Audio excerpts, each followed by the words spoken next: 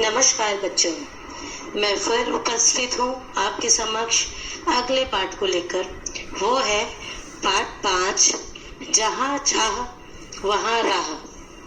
यह एक ऐसी लड़की इला की कहानी है जो दिव्यांग है। दिव्यांग अर्थात जिनके शरीर के कुछ अंग या एक अंग पंगु हो, अर्थात उसमें सामान्य से कुछ कमी हो। उसने अपनी विकलांगता और दिव्यांगता अर्थात दिव्यांगता अपनी कमजोरी को अपनी ताकत बनाया। किसने? इला ने। और सामान्य लोगों से भी अधिक सुंदर कार्य करके दिखाया। तो चलिए पढ़ते हैं पाठ 5, जहाँ चाह वहाँ राह। इस पाठ के नाम का अर्थ है कि यदि आपने किसी कार्य को करने की लगन या चाह हो तो आप अपने आप को और अपने भविष्य व इच्छाओं को रास्ता अवश्य दे सकते हैं और अपना भविष्य को, अपनी इच्छाओं को अवश्य सफल बना सकते हैं। तो चलिए पाठ 5 पढ़ते हैं, जहाँ चाह वहाँ राह। मलमली धोती का बादामी रंग खिल उठा था। किनारों पर कसूती के टाकों से पिरोई हुई बेल थी। पल्लू पर भरवा टाके अपना कमाल दिखा रहे थे। सुनहरी रुपहले बेल बूटों से जान आ गई थी मलमल में। इन बेल बूटों को सजाया था इला सचानी ने। इला की हिम्मत की अनूठी मिसाल है ये कढ़ाई के नमूने। देखिए इसका अर्थ जानते हैं पहले। एक लड़की है, उनका नाम क्या है? इला सचानी। उसने मलमली धोती है, मलमली धोती है। उसका बादामी रंग खिल उठा था। उसका बादामी रंग की धोती थी। उसका रंग क्यों खिल उठा था? किनारों पे उसने कसूती के टाके। कसूती भारत के कर्नाटक राज्य में प्रचलित एक लोक कढ़ाई का पारंपरिक रूप है। इसमें हाथ से कभी कभी तो 5000 टाके तक लगाए जाते हैं। यानी इसका डिजाइन कर्नाटक राज्य में बहुत प्रचलित है। ठीक है, ये वहाँ की लोक कढ़ाई है। कौन सी? कसूती। तो उसने, इला ने कसूती के टाकों से बेल पिरोई थी। किस पर? मलमली धोती पर। मलमली यानी मसलिन का कपड़ा होता है। पल्लू पर भरवा टाके अपना कमाल दिखा रहे थे। उसने उस धोती के, उस साड़ी के पल्ले पर भरवा टाके का डिजाइन बनाया हुआ था। सुनहरे रुपहले बेल बूटों से जान आ गई थी मलमल में। सुनहरे मतलब गोल्डन, सोने के रंग के, और रुपहले यानी सिल्वर, चांदी के रंग के बेल बूटों से बादामी रंग में जान आ गई थी, मतलब बादामी रंग खिल उठा था। इन बेल बूटों को किसने सजाया था? इला सचानी ने। इला की हिम्मत की अनूठी मिसाल है ये कढ़ाई के नमूने। देखिए इला की हिम्मत क्यों बोला गया? इला की हिम्मत क्योंकि वह एक दिव्यांग थी। वह एक दिव्यांग थी। उसके हाथ काम नहीं करते थे। वो हैंडीकैप थी। पहले विकलांग कहा जाता था, किंतु अब विकलांग को दिव्यांग शब्द दिया गया है। तो हम इला सचानी एक दिव्यांग व्यक्ति थी। ठीक है, एक दिव्यांग लड़की थी। तो उसकी कढ़ाई के नमूने उसकी हिम्मत की मिसाल है। चलिए आगे पढ़ते हैं। 26 साल की इला गुजरात के सूरत जिले में रहती है। उनका बचपन अमरेली जिले के राजकोट गांव में अपने नाना के वहां बीता। सांझ होते ही मोहल्ले के बच्चे घरों से बाहर आ जाते। कुछ मिट्टी में आड़ी तिरछी लकीरें खींचते, कुछ कनेर के पत्तों से पिट-पिटी बजाते, कुछ गिट्टे खेलते, कुछ इधर उधर से टूटे फूटे घड़ों के ठीकरे बटोर कर पिट्ठू खेलते। जब इन खेलों से मन भर जाता तो पेड़ की डालियों पर झूला डालकर ऊंची ऊंची पेंगे लेते और ऊंचे स्वर में एक साथ गाते। कच्चे नीम की निम्बोरी, सावन जल्दी आइयो रे। क्या बोलते? कच्चे नीम की निम्बोरी, सावन जल्दी आइयो रे। चलिए इसका अर्थ जानते हैं। 26 साल की ईला, जो ईला सचानी लड़की थी, वह 26 साल की थी और गुजरात के सूरत जिले में रहती थी। उनका बचपन अमरेली जिले के राजकोट गांव में अपने नाना के वहां बीता, यानी वे बचपन से ही अपने नाना के वहां रही। उनका बचपन अपने नाना के वहां बीता। सांझ होते ही, सांझ मतलब शाम होते ही, जब धूप ढल जाती है और शाम हो जाती है तो सारे बच्चे साथ में खेलने आते हैं ना मोहल्ले के। तो ठीक इसी प्रकार इला के मोहल्ले के बच्चे भी घरों से बाहर आ जाते थे शाम होते ही, और कुछ मिट्टी में आड़ी तिरछे लकीरें खींचते थे, खेलते थे मिट्टी में।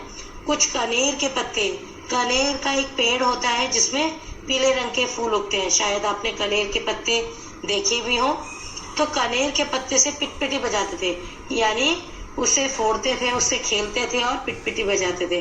कुछ गिट्टे खेलते, गिट्टे होते छोटे छोटे पत्थर, जो रोड़ी होती है जिससे मकान बनाया जाता है, उससे छोटे छोटे पत्थर निकालते और उनसे खेलते, गिट्टे का खेल। और कुछ इधर उधर से टूटे फूटे घड़ों के ठीकरे, यानी घड़ों के टुकड़े लाते, जो घड़े हम प्रयोग करते हैं पानी के, मिट्टी के, उनके टुकड़ों को बटोर कर उनसे पिट्ठू खेलते। पिट्ठू का खेल तो आप जानते होंगे, पत्थर को एक के ऊपर एक लगाइए और फिर बॉल से या किसी चीज से उस पर मारिए, उसे कहते हैं पिट्ठू का खेल। तो जब इन खेलों से मन भर जाता तो पेड़ की डालियों पर झूला झूल झूल कर ऊंची ऊंची पेंगे लेते। कौन? बच्चे, सभी बच्चे। पेंगे लेना यानी झूलना, आगे पीछे जाना झूले से, उसे बोलते हैं पेंगे लेना। और सब लोग, सारे बच्चे एक साथ मिलकर गाते, कच्चे नीम की नींबोरी, सावन जल्दी आइयो रे। ईला गाने में तो उनका साथ देती। अब ईला गाना तो उनके साथ गाती थी, पर उनके साथ पेंगे नहीं ले पाती। रस्सी पकड़ने को हाथ बढ़ाती, मगर हाथ तो उठते ही नहीं थे। तो देखिए, वो रस्सी पकड़ने को हाथ तो बढ़ाना चाहती थी, मगर उसके हाथ उठते ही नहीं थे, क्योंकि वह दिव्यांग थी। उसके हाथ टेढ़े थे, उसके हाथ सही नहीं थे, ताकत नहीं थी उसके हाथ में, वह एक दिव्यांग थी। वह चुपचाप एक किनारे में बैठ जाती, मन ही मन सोचती, मैं भी ऐसा कुछ क्यों नहीं कर पाती हूँ। बच्चे भी चाहते कि इला किसी न किसी तरह तो उनके साथ खेल सके। कभी कभार वह पकड़म पकड़ाई और विष अमृत के खेल में शामिल हो जाती, साथियों के साथ जमकर दौड़ती, मगर जब धप्पा करने की बारी आती तो फिर निराश हो जाती। हाथ ही नहीं उठेंगे तो धप्पा कैसे देगी। वह बहुत कोशिश करती, पर उसके हाथों ने तो जैसे उसका साथ न देने की ठान रखी हो। इला ने अपने हाथों की इस जिद को एक चुनौती माना।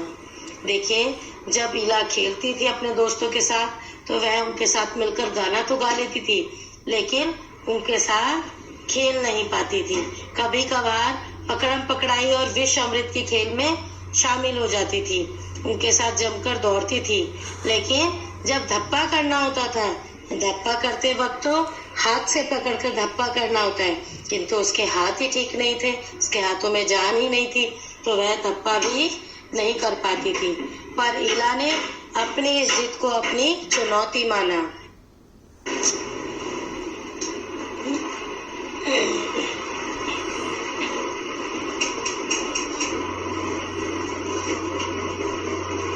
पैरों से करना सीखा जो हम हाथों से करते हैं।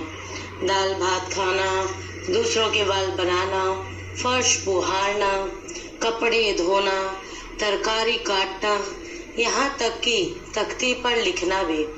उसने एक स्कूल में दाखिला ले लिया। दाखिला मिलने में भी उसे परेशानी हुई।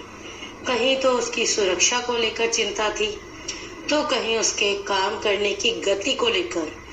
किसी काम को तो वह इतनी फुर्ती से कर जाती कि देखने वाले दंग रह जाते, पर किसी किसी काम में थोड़ी बहुत परेशानी तो आती ही थी। वह परेशानियों के आगे घुटने टेकने वाली नहीं थी। उसने 10वीं कक्षा तक पढ़ाई की। वह 10वीं की परीक्षा पास नहीं कर पाई। इला को यह मालूम न था कि परीक्षा के लिए उसे अतिरिक्त समय मिल सकता है उसे ऐसे व्यक्ति की सुविधा भी मिल सकती थी जो परीक्षा में उसके लिए लिखने का काम कर सके। यह जानकारी इला को समय रहते मिल जाती तो कितना अच्छा रहता। उसे इस बात का दुख है, पर यहाँ आकर सब कुछ खत्म तो नहीं हो जाता ना। उसकी माँ और दादी काशिदाकारी करती थी। वह उन्हें सुई में रेशम पिरोने से लेकर बूटियां उकेरते हुए देखती। ना जाने कब उसने काशिदाकारी करने की ठान ली। यहाँ भी उसने अपने पैर के अंगूठों का सहारा लिया। दोनों अंगूठों के बीच सुई थामकर कच्चा रेशम पिरोना कोई आसान काम नहीं था, पर कहते हैं ना, जहाँ चाह वहाँ राह। उसके विश्वास और धैर्य ने कुदरत को भी झुठला दिया। 15-16 साल की होते होते इला काठियावाड़ी काशिदाकारी में माहिर हो चुकी थी। किस वस्त्र पर किस तरह के नमूने बनाए जाए, कौन से रंगों से नमूना खिल उठेगा और टाके कौन से लगे, यह सब वह समझ गई थी। एक समय ऐसा भी आया, अब उसके द्वारा काढ़े गए परिधानों की प्रदर्शनी लगी। इन परिधानों में काठियावाड़ के साथ साथ लखनऊ और बंगाल भी झलक रहा था। इला ने काठियावाड़ी टाकों के साथ साथ और कई टाके भी इस्तेमाल किए थे। पत्तियों को चिकनकारी से सजाया था, डंडियों को कांथा से उभारा था, पशु पक्षियों की ज्यामितीय आकृतियों को कसूती और जंजीर से उठा रखा था। पारंपरिक डिजाइनों में यह नवीनता सभी को बहुत भाई। इला के पांव अब रुकते नहीं हैं। आंखों में चमक, होठों पर मुस्कान और अनूठा विश्वास लिए वह एक सुनहरी रुपहली गुटिया उकेरते थकती नहीं है। तो देखिए, इसका अर्थ जानते हैं। जब इला ने अपने हाथों की जिद, कौन सी जिद, कि उसके हाथ उठते नहीं थे, उसके हाथों में ताकत नहीं थी, उसे एक चुनौती माना और अपने पैरों से हाथों का सारा काम करना सीखा। जैसे दाल भात खाना, दाल भात, भात कहते हैं चावल को, जो चावल पकाते हैं ना, जब वो पक जाता है तो भात बन जाता है। दूसरों के बाल बनाना, फर्श बुहारना, बुहारना यानी साफ करना, फर्श साफ करना, पोछा लगाना यानी, कपड़े धोना, तरकारी काटना, तरकारी यानी सब्जी काटना, यहाँ तक कि तख्ती, तख्ती क्या होती है, स्लेट जिस पर आप लिखते हो, तख्ती पर लिखना भी, वह सब उसने अपने पैरों से करना सीखा। और उसने एक स्कूल में दाखिला ले लिया, एडमिशन ले लिया। दाखिला मिलने से उसे काफी परेशानी भी हुई, क्योंकि कहीं तो उसकी सुरक्षा को लेकर चिंता थी कि दिव्यांग है, इसको कौन लेकर जाएगा, कौन छोड़कर जाएगा स्कूल, या हम कैसे इसकी सुरक्षा का ध्यान रखेंगे। तो विद्यालय वालों ने उसे दाखिला नहीं दिया। तो कहीं उसके काम करने की गति को लेकर परेशानी हुई। कुछ काम तो वह फटाफट कर लेती थी कि देखने वाले उसे दंग रह जाए देखकर, लेकिन कुछ काम वह उतनी फुर्ती से नहीं कर पाती थी। लेकिन वह परेशानियों के आगे घुटने टेकने वाली नहीं थी। उसने 10वीं कक्षा तक पढ़ाई की और वह 10वीं की परीक्षा पर पास नहीं कर पाई, क्योंकि इला को यह मालूम नहीं था कि सरकार ने दिव्यांग व्यक्तियों को पढ़ने के लिए और पेपर देने के लिए, परीक्षा देने के लिए अतिरिक्त समय का प्रावधान किया हुआ है, और वह चाहे तो दिव्यांग होने के नाते अपना पेपर किसी और से भी लिखवा सकती थी। लेकिन यह सब इला को मालूम नहीं था, जिसके कारण उसे जानकारी नहीं मिल पाई और समय रहते वह 10वीं पास नहीं कर पाए। पर यहाँ आकर सब कुछ खत्म तो नहीं हो जाता ना। वह बहुत हिम्मत वाली थी और उसने हार नहीं मानी, और वह रोज अपनी माँ और दादी को कशीदाकारी करती देखती थी। कशीदाकारी मतलब कढ़ाई करते हुए।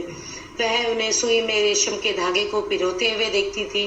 सुंदर सुंदर डिजाइन, बूटियां, फूल, पत्ते सब उकेरते हुए देखती थी, और ना जाने कब उसने अपने मन में वही कढ़ाई करने की ठान ली, और उसने हाथों की जगह अपने पैरों के अंगूठों का सहारा लिया और दोनों अंगूठों के बीच सुई थामकर कच्चा रेशम पिरोना कोई आसान काम नहीं था, लेकिन कहते हैं ना कि जहाँ चाहा वहाँ रहा, तो उसने राह ढूंढी, क्योंकि उसे कढ़ाई करने की चाह थी।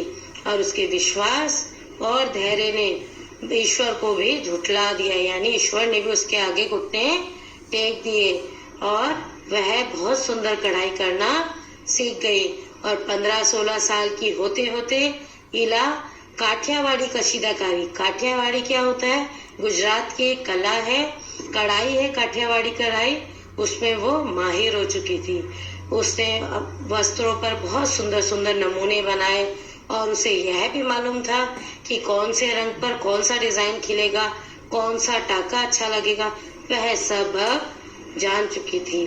और एक समय तो ऐसा आया कि उसके काढ़े गए परिधान यानी कढ़ाई किए हुए वस्त्रों की प्रदर्शनी लगी, एग्जीबिशन लगा। और इन परिधानों में काठियावाड़ के साथ साथ केवल गुजराती कढ़ाई ही नहीं, काठियावाड़ी कढ़ाई ही नहीं, लखनऊ की चिकनकारी, लखनऊ में देखिए चिकनकारी का काम होता है, और बंगाल में कांथा का कार्य होता है, कांथा कढ़ाई का। तो यह सब टाके भी उसने बहुत सुंदरता से उकेरे और पत्तियों को लखनऊ की चिकनकारी से सजाया और डंडियां बनाई परिधानों पर, उसे कांथा, बंगाल की जो कांथा कढ़ाई है उससे उभारा। और साथ साथ पशु पक्षियों की ज्यामितीय आकृति, मतलब जियोमेट्री शेप्स, जैसे आयताकार, त्रिभुज और वर्ग, गोला, ये सारी आकृतियां बनाई, कसूती के धागों से बनाई और जंजीर से उठा रखा था अपनी कला से। पारंपरिक डिजाइनों में यह नवीनता सभी को भाई। देखिए सारे पारंपरिक डिजाइन थे, काठियावाड़ी, चिकनकारी, कांथा, इन सबको नए रूप में ढालना, सबको एक साथ मिलाकर नया रूप देना, सब लोगों को बहुत पसंद आया। और इला के पाँव रुकते नहीं हैं, उसकी आंखों में चमक, होठों पर मुस्कान और अनूठा विश्वास के कारण वह सुनहरी रूपहली बूटियां उकेरते थकती नहीं है। अभी भी वह लगातार यह काम कर रही है। तो देखिए सही कहा ना, जहाँ चाहा वहाँ रहा। तो इस पाठ का बहुत ही सुंदर अर्थ है, इस पाठ का बहुत ही सुंदर नाम है, जहाँ चाहा वहाँ रहा। यानी जो कार्य करने की यदि आपकी तीव्र इच्छा हो तो आप उस कार्य को अवश्य पूरा कर सकते हैं। तो जहाँ चाहा वहीं रहा। अब चलिए इस पाठ का अभ्यास कार्य देखते हैं। इला या इला जैसी कोई लड़की यदि तुम्हारी कक्षा में दाखिला लेती तो तुम्हारे मन में कौन कौन से प्रश्न उठते? शायद ये उठते कि वह बेचारी कैसे खाना खाती होगी, कैसे अपना कार्य करती होगी, कैसे अपना बैग लेके स्कूल आएगी, है ना। तो आपके प्रश्न कौन कौन से उठते हैं आपके मन में, बताइएगा। इस लेख को पढ़ने के बाद क्या तुम्हारी सोच में कुछ बदलाव आया? क्या आप ऐसे व्यक्तियों की आप मदद करेंगे? ऐसे व्यक्तियों के लिए आपके मन में क्या भाव आए? क्या आप उनसे दोस्ती करना पसंद करेंगे? तो जो भी बदलाव आए हैं आप लिखिएगा। फिर देखिए अगला, मैं भी कुछ कर सकती हूँ। यदि इला तुम्हारे विद्यालय में आए तो उसे किन किन कामों में परेशानी आएगी? लिखिए। उसे यह परेशानी ना हो, इसके लिए अपने विद्यालय में क्या तुम कुछ बदलाव सुझा सकती हो? तुम अपने विद्यालय वालों को कुछ सुझाव दे सकती हो कि उसे परेशानी ना हो। अब प्यारी इला के बारे में देखें। इला के बारे में पढ़कर जैसे भाव तुम्हारे मन में उठ रहे हैं, उन्हें इला को चिट्ठी लिखकर बताओ। चिट्ठी की रूपरेखा नीचे दी गई है। प्रिय इला, और सबसे पहले आपको अपना पता लिखना है। यह अनौपचारिक पत्र का नमूना है। अनौपचारिक पत्र किसे कहते हैं? जिसमें आप अपने व्यक्तिगत संबंधों से संबंधित लोगों को, जिनसे आपके व्यक्तिगत संबंध हो, पर्सनली जिन्हें आप जानते हो, जैसे आपका मित्र, आपकी सखी, आपके चाचा चाची, आपके मामा मामी, आपके मम्मी पापा, आपके रिश्तेदार, उनको यह पत्र लिखा जाता है। और इसमें सबसे पहले अपना पता लिखा जाता है, फिर दिनांक लिखी जाती है, फिर आप जिसे भेज रहे हैं उसका नाम लिखा जाता है, और फिर आप उसे क्या लिखना चाहते हो वह लिखा जाता है, और अंतिम में लास्ट में अपना नाम लिखा जाता है। तुम्हारा, तुम्हारी, उसके बाद आप अपना नाम लिखिएगा। अब देखिए इसके बाद सवाल हमारे, जवाब तुम्हारे, यानी मैं आपसे प्रश्न पूछूंगी और आप इसके उत्तर लिखेंगे। इला को लेकर स्कूल वाले चिंतित क्यों थे? क्या उनका चिंता करना सही था या नहीं? अपने उत्तर का कारण लिखो। प्रश्न 2, इला की कशीदाकारी में खास बात क्या थी? प्रश्न 3, सही के आगे सही का निशान लगाओ। इला 10वीं की परीक्षा पास नहीं कर सकी क्योंकि परीक्षा के लिए उसने अच्छी तरह तैयारी नहीं की थी। वह परीक्षा पास करना नहीं चाहती थी। लिखने की गति धीमी होने के कारण वह प्रश्न पत्र पूरे नहीं कर पाती थी, या फिर उसको पढ़ाई करना कभी अच्छा लगा ही नहीं। तो बताइएगा और लिखिएगा।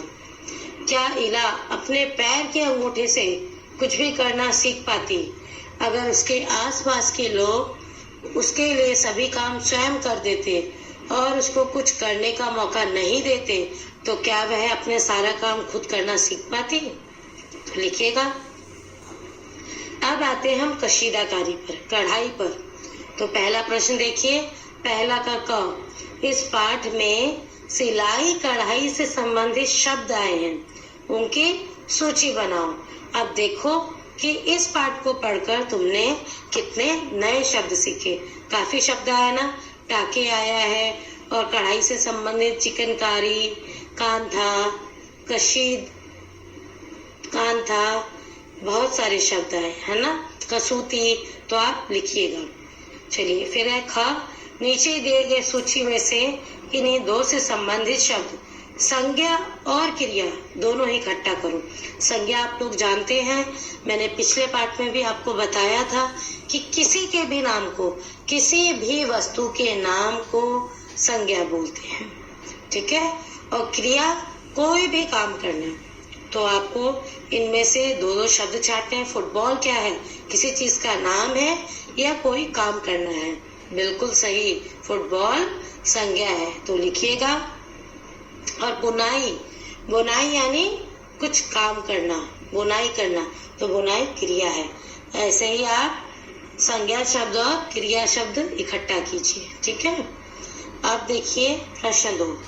एक सादा रुमाल लो या कपड़ा काटकर एक रुमाल बनाओ छोटा सा। उस पर नीचे दिए गए टाकों में से किसी एक टाके का इस्तेमाल करते हुए बड़ों की मदद से कढ़ाई करो।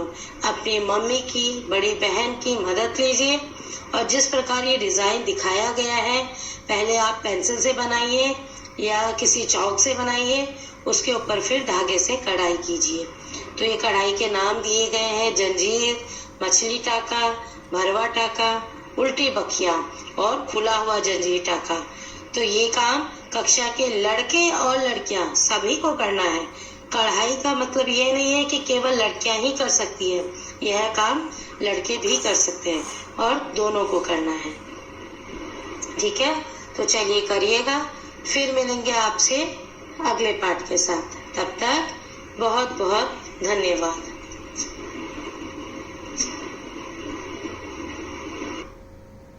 नमस्कार मेरे प्यारे भारतवासी। मैंने आप सब